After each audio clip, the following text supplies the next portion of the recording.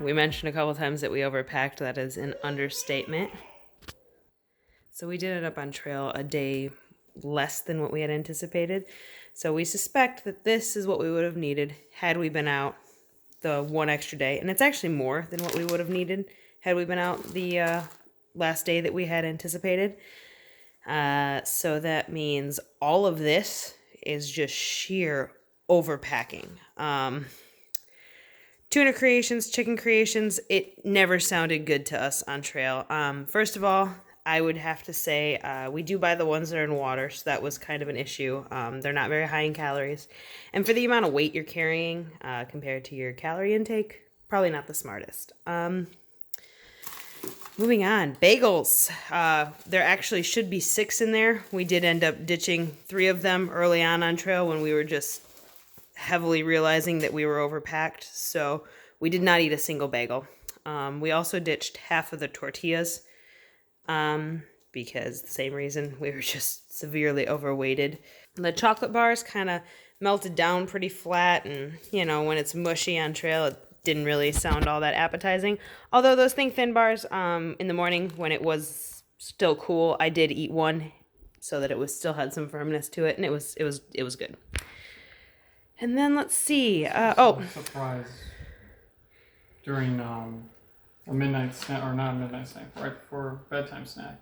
We actually cashed out Fritos and Wheat Thins. The Now, in my opinion, half the reason we ate the Fritos and Wheat Thins is because it's the only thing we forgot to tie up in the bear bag. Whew!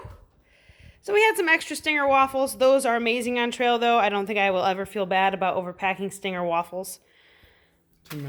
Too many of those. But in our defense, we were trying things. Yeah, those were kind of out there for a variety. This was a miss. Yep, the bagels were just a sheer miss. A lot of space taken up, and they're not really the lightest, to be honest. This is over here due to the fact this is the container problems. Yes. We should not have taken these containers. Ramen is extremely light. Those salami rounds, that never sounded good on trail. Pepperoni, real quick. These pepperoni did sound awesome, but I did not want to open that up on trail and have my fingers greasy and disgusting.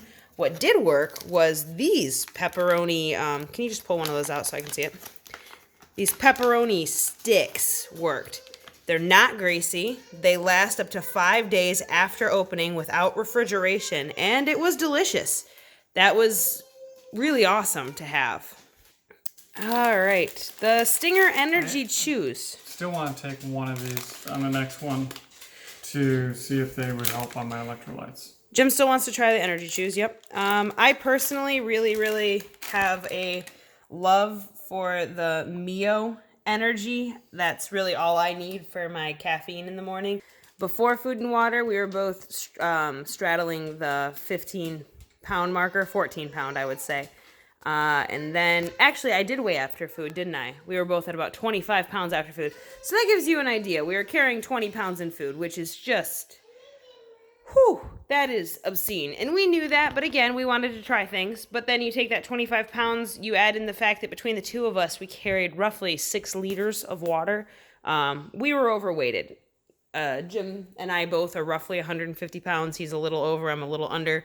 So on average, we should be carrying no more than 30 pounds. And I'd say we were absolutely at the top of that weight range. I think we'll weigh the food and find out exactly how much less we should have been comfortably. All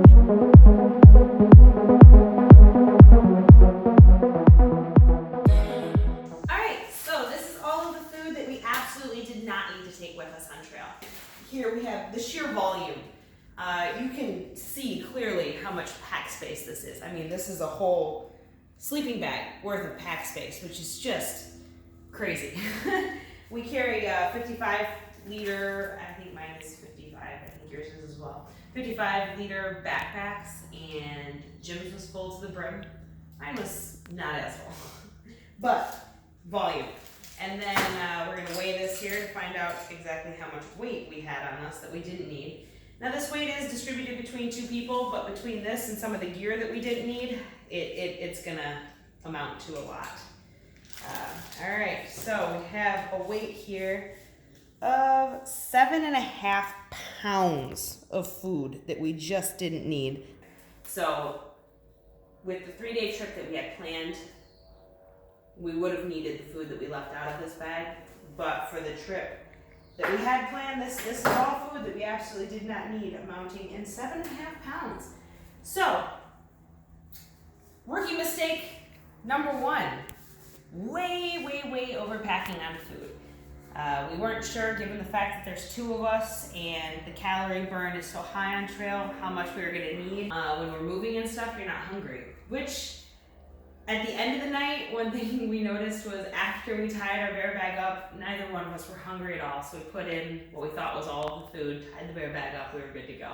About an hour and a half later, we were both famished. Once we had finally relaxed for the day and kind of settled down, we were starving.